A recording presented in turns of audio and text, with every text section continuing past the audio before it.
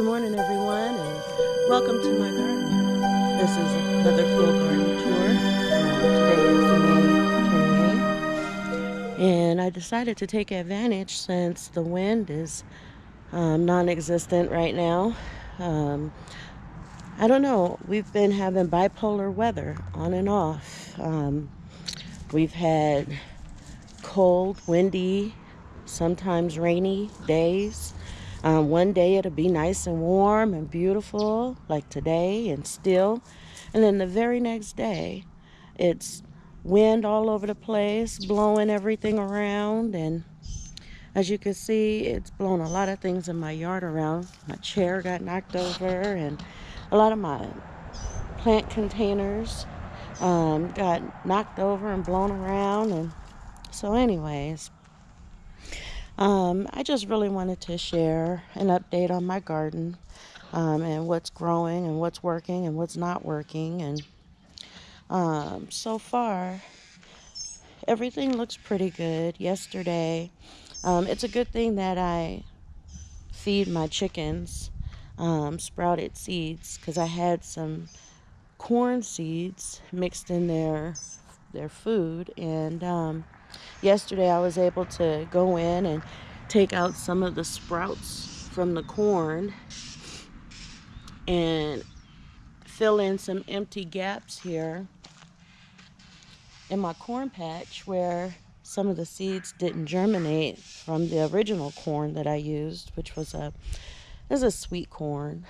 I don't know exactly what kind of corn is the one that I'm using for my chicken's food, but I know it's different from the one that I planted first, so we'll see how that works out. Hopefully all of those seedlings will take off. They all were rooted and everything, so we'll see how it goes. I still have the powder down. I'm still fighting and battling this bug, and I don't know exactly what it is. It just I just learned this morning that they fly. And at first I thought, well, maybe it was aphids or something, but I don't know.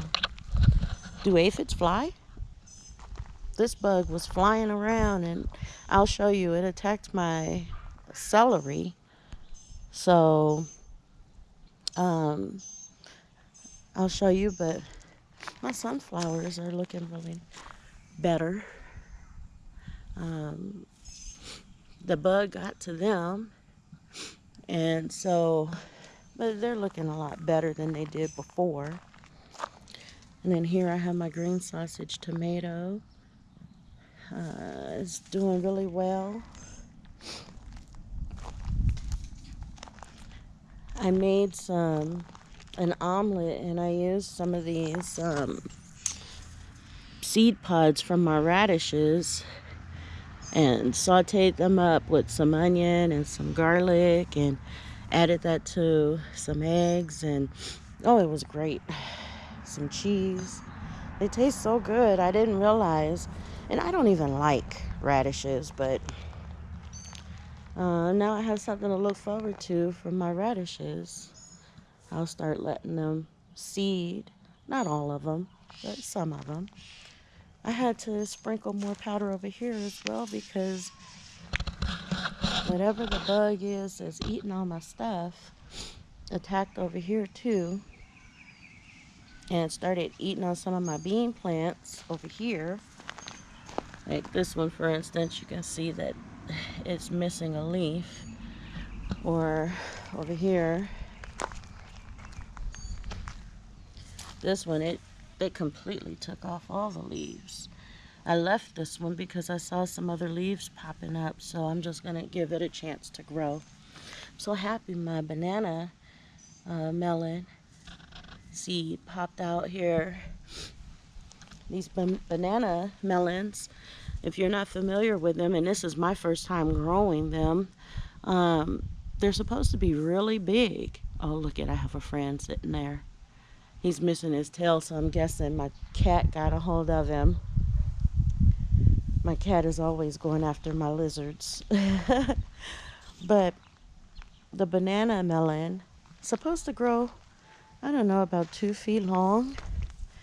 And it's supposed to taste like a melon, but it's supposed to be kind of pinky inside, like salmon colored. So I don't know, we'll see. I'm loving that my tomatoes are still popping out even though the weather's been really cold. My tomatoes seem to be doing good.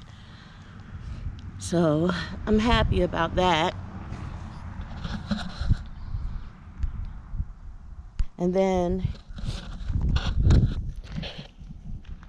here's my celery plant. Here's some of those bugs I was telling you about that they fly. I don't know exactly what they are, but I caught them on some of my other um, plants, and I'm thinking that's what's eating up my stuff. So I don't know. I'm just gonna keep trying different things to see what happens, if I can fight whatever it is and beat it to my plants before the bug gets to them, you know. And so over here I have more tomatoes. These are the English Kellogg breakfast orange tomato. All my squash look to be doing good. I had to replant a couple of them because they never sprouted. But these sprouted, so they're a little behind, but that's fine. My beets. Yesterday I made more omelets. Usually since we have chickens, we always have fresh eggs and stuff, and so I usually make omelet or something like that for breakfast. And I had cut up some of these beet greens and put in it, and it was really good. I still have my little Tigger melon growing here. I'm waiting for others to pop out. I have a Kuka melon that's growing here.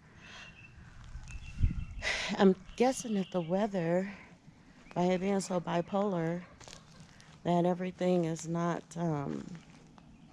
growing. All my hot weather stuff is not really growing as well as it could. Another tomato. This is a Brandywine, true black Brandywine. Let's see. Over here I have a true pink Brandywine tomatoes. I'm trying to keep my shadow out of the video. Now I'm the shadow person. Trying to keep my shadow out of the way. But so far, it's been a challenge with the bugs. Has anyone else had any problems with bugs so far? Leave it in the comments. My pomegranates. Yeah, I don't know.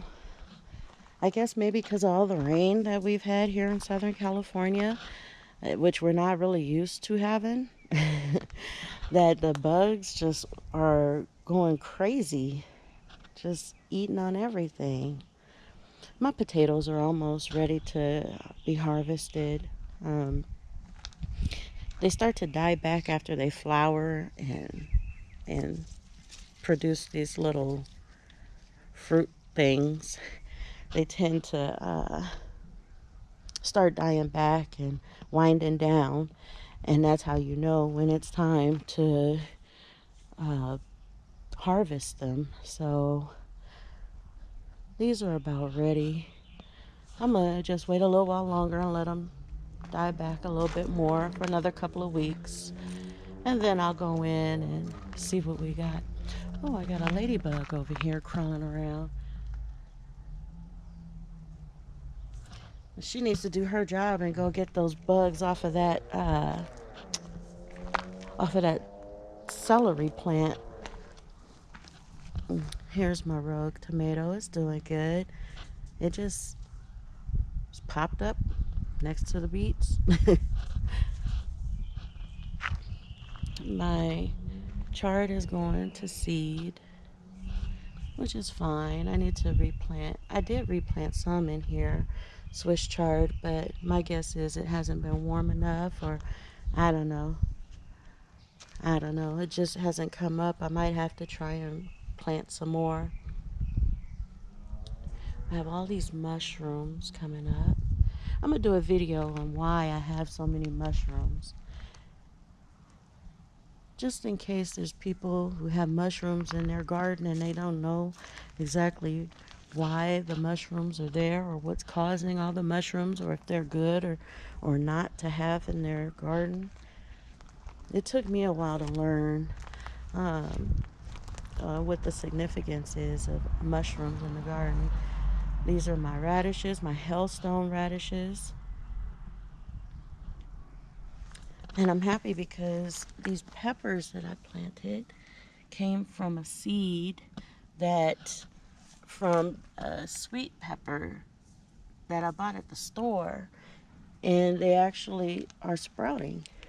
I know there's some things that you can buy in the store and they'll grow beautifully in your garden, but then there's some things that because they the farmers and stuff use chemicals and things, they won't germinate. Oh, another lizard. They won't germinate, so I don't know. We'll see how that goes. Okay, so if you remember, one of my sunflower plants got blown in half by the wind that we had. And I thought to myself then, I should have staked these up. It would at least give them a better shot. And now my second one here that was doing well got blown over too. And I didn't stake them up. And I should have. I planted some more sunflowers in my corn patch. So we'll see how well those do. But I guess I'm going to leave these. Someone said that theirs blew over like that, and then it developed, it continued to grow and develop 2 flower heads. So I don't know. We'll see. We'll see how that works out. This lizard over here is making a lot of noise, and he's moving funny. Let me see. Where is he? Where'd he go?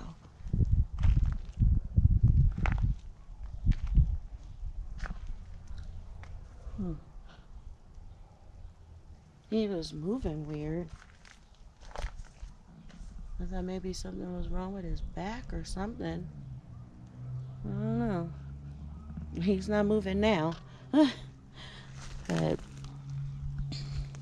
these are all my carrots. I have to sprinkle these too, because whatever is eating my plants got a hold of some of my carrots over here. Maybe it's 2 lizards. Oh, it is. They're fighting. Ooh, he ran right at me and jumped. They're fighting. They must be males. I don't know, because I don't know very much about lizards. Or maybe it's a male and female. I don't know. Maybe I'm about to have some lizard babies in here after a while. Okay, back on topic while they're disappeared.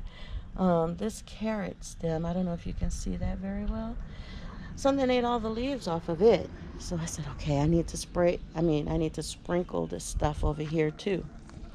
For the most part, I try and do everything as natural as possible. I try not to spray or use even the organic stuff. I try not to use any of those things if I don't have to, but I don't know, the bugs has been so bad this season so far that I've had to spray stuff, or I sprayed some neem oil on it yesterday, but I sprinkle it as well. So I'm trying to keep what I'm growing here and keep it going in the right direction, which is healthy and everything. But all my cilantro is going to seed. I was able to still use it. And I still use it. Even the parts that are not as that people don't normally use, like these little feathery looking parts, I guess. I use it all. I cut it all up, and it tastes really strong and really good, and I don't have to use a lot of it. That's a Hungarian heart tomato. So this bed right here just looks sad. I do have stuff planted in here. In fact, I don't know if you can see, it was a cucamelon growing back here in the back, but um, ooh, my hummingbird is here. I love hummingbirds. I just don't like that they like invade my space. They come fly right up to me, and sometimes like right next to my head, and I'm like, okay. And the humming, the buzzing, it catches me off guard every time. Like that one just flew right on up to me. I guess they know that I feed them. I put out some sugar water for them, and I guess they're getting used to me, but it's still unnerving at first. It catches me off guard. Anyways, I planted some peppers in here too. So we'll see. Like I said, it hasn't been necessarily warm enough for them to start growing, but my Honeycrisp tree.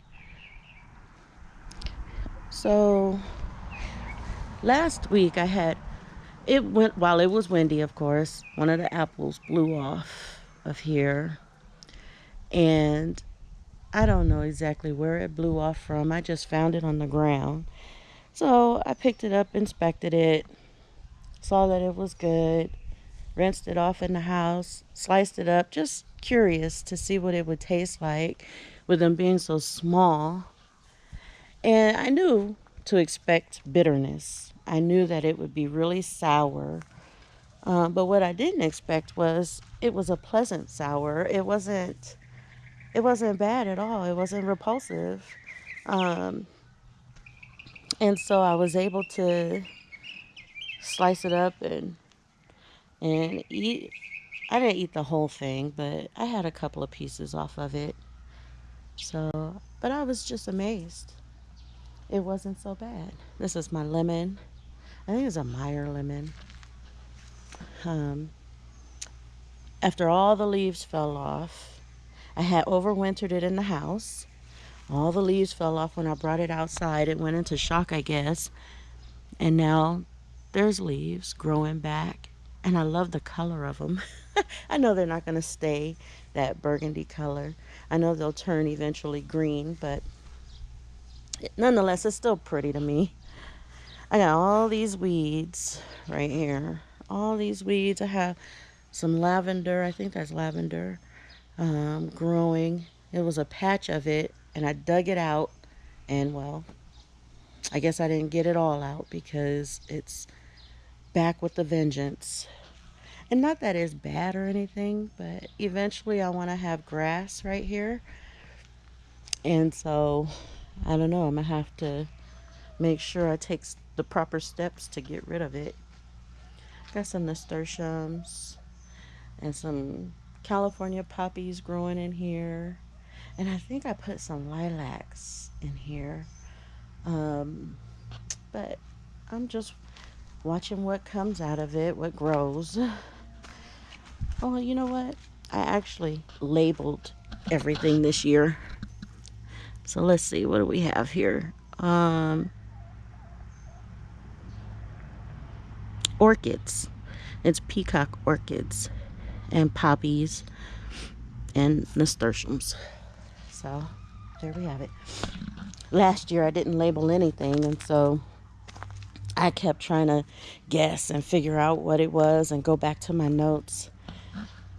One of these times I'll share that with you, just how I plan out my garden, and I inventory everything, and then I draw out all my boxes and write in what I've planted and what date that I planted it all. And so I can remain somewhat organized. There's some more tomatoes. These are Lucid Gem tomatoes. They're supposed to be really pretty when you cut into them. It's supposed to be yellow with like a red center. So we'll see as things grow and as I start harvesting. I'll include that in my videos. I'll include how things taste, how they look. For some of you who are not familiar with heirloom tomatoes, and this is my first year growing heirloom tomatoes, it'll be interesting at least to watch them grow and see how they look and all the different colors. I tried to be really colorful with my garden this year. I tried to include things that are rare or things that are just really brightly colored, unusual maybe for some, unique. So we'll see. Also, I want to include the ways that I use to cook the stuff in my garden.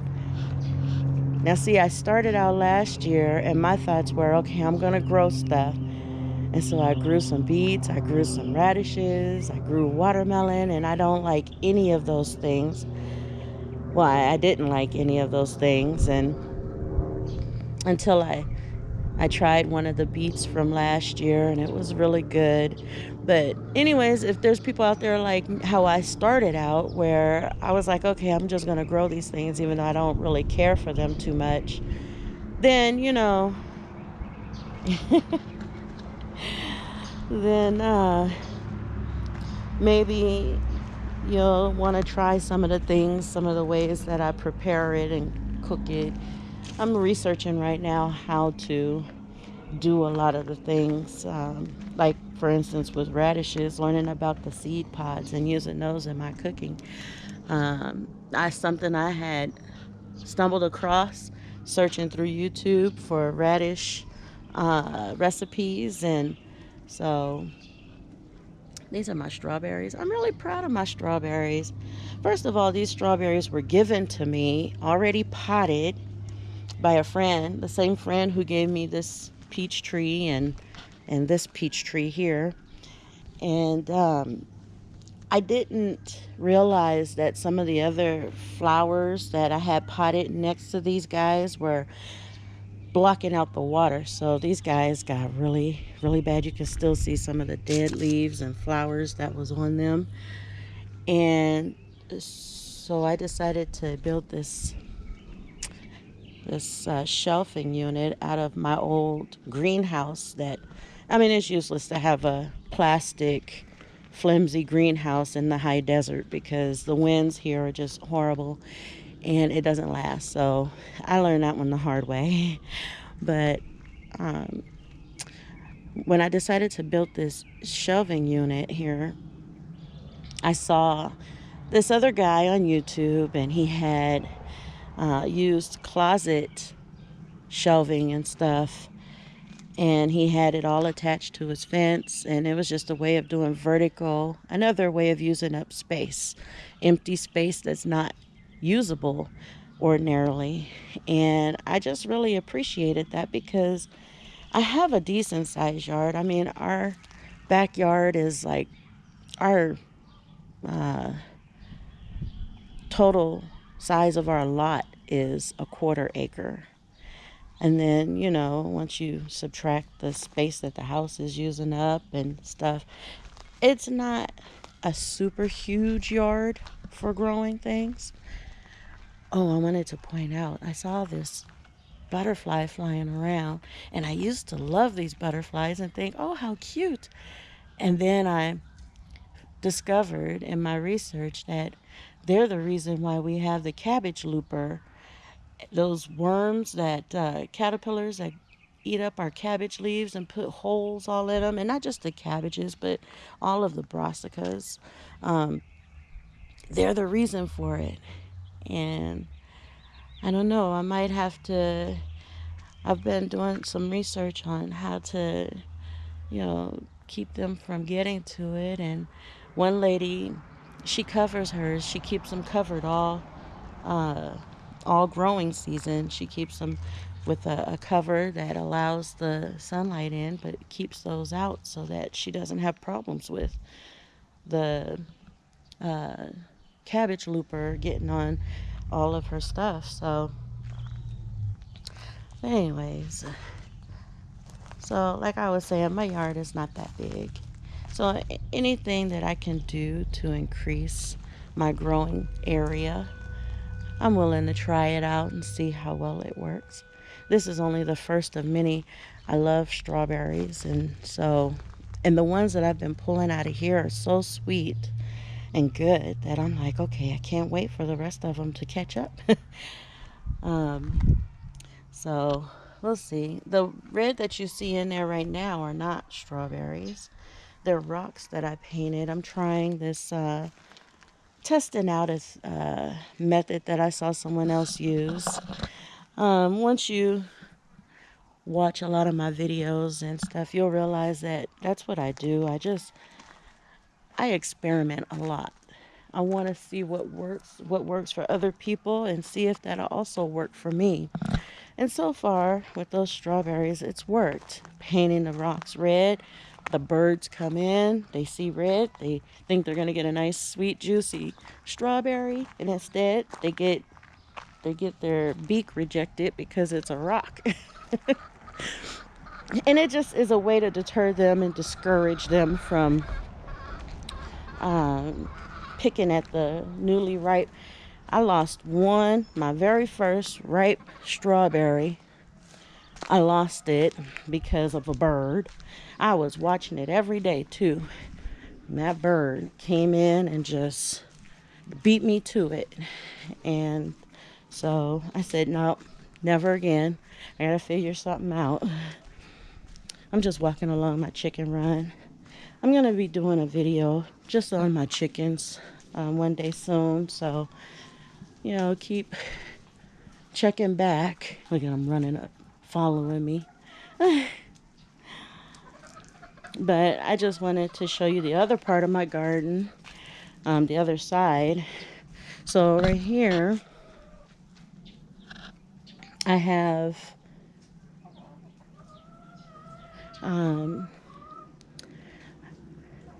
my compost area, and I have it fenced off, and that fence fits across here. But and that was for my meat chickens to, when I get meat chickens, to, this is their area separate from my pets, my laying girls. And so I put my compost and everything in this area, so while my meat chickens are here, they're pooping, scratching around, they turn the compost for me. I won't have to come out and turn it. They add the fertilizer to it, and they actually take care of doing the compost for me, so I don't have to do it. But right now I have to do it because there's this Newcastle disease that's been going around in Southern California. Most of Southern California is under quarantine still from it. And so I'm not allowed to buy, sell, trade, give away free any chickens, chicks, any chicken products. And so I can't even order from out of state chickens and have them delivered. Those places won't deliver to us right now while we're under quarantine. So I just have to be patient and wait, and eventually it'll happen, I guess. But yeah, and over in my chicken area, I built this chicken plucker, and I'll go through, and after I get it all set up, once I have my birds here, I'll have it all set up the right way, and do a video on just my chicken plucker itself. So, and this is the other side of the yard. I have to close this gate because I have my tortoise back here, and I don't want her escaping. Anybody who has tortoises know that they try to escape every chance they can get, and I don't want her to escape. So anyways, you guys, this is all I got for you today. Um, I just wanted to give you an update on what's going on and things to come, and hopefully I'll be able to talk more specifically on specific topics and show you things that I'm doing. Like I said in the first video, I think I've said it in all my videos so far, I'm not an expert at any of this. I just try things, I experiment, and that's my encouragement to you. Just try different methods of ways of, look at what other people are doing, and just test it out, experiment.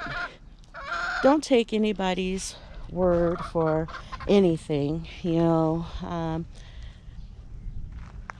receive the advice and the suggestion and then test it out. See if it works for you. Not everything works for everybody the same way, because we all live in different climates, elevations, different geographical locations. So what works for me might not work exactly for you. I live in a dry heat area that gets into triple digits, and we rarely have humidity here. And for someone who lives in a humid climate, things grow differently there, and you have different issues with your gardens that I might not have. So always experiment, try things out, research, do a lot of research. For me right now, gardening is a hit or miss thing. Sometimes things work out for me, sometimes they don't. And I just learn from it. I try to, at least. Like when I had all my tomatoes in this one container, this one garden box over here. I had all my tomatoes lined up all nice and pretty in this box right here. And what ended up happening is I had tomatoes, I had peppers, I had eggplant in here. And what ended up happening was it was just a buffet for hornworms and other caterpillars. And they just decimated all of my cabbages and other brassicas that I had in here. And the hornworms ate all my tomato plants. I would pull them off and give the hornworms to my chickens, but I was pulling off like 20 hornworms a day because they were just prospering so well. It was a favorable location, I guess, for the moths and the butterflies to dump their larvae. And well, I learned from that. Now I have 3 tomato plants in this box, and they're surrounded by onions. So I'm gonna try and see how that works out. Hit or miss. We'll see how it turns out. But yeah, so now that the birds are over here causing a ruckus while I'm trying to film, I guess I'll leave you guys with that. If you like my videos, if you are getting some nourishment from my videos, click like and share the videos with your friends. Also, leave a comment. I love to hear back from people. Some of the things that maybe I can do to help me with this bug that I have going through my garden. Something that's natural that, I haven't heard of, or that is a method or a way of keeping them under control. I'd love to hear about that. Don't be strangers. Also, click subscribe if you would like to continue with me on this journey of gardening. Click subscribe, and that way you can be alerted to whenever I put out new videos. I'm going to try and do a garden tour on a weekly basis every week, providing that the weather is nice. I try and video on days that are still and not so windy. And up here in the desert, that's hard to find. And where my house is positioned, it's usually a lot of wind that blows through here.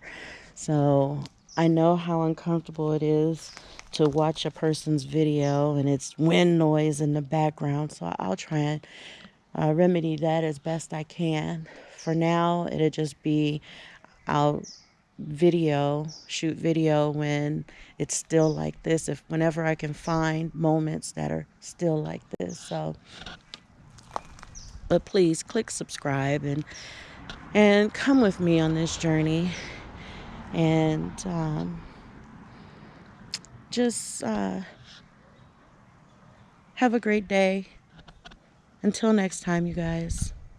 God bless.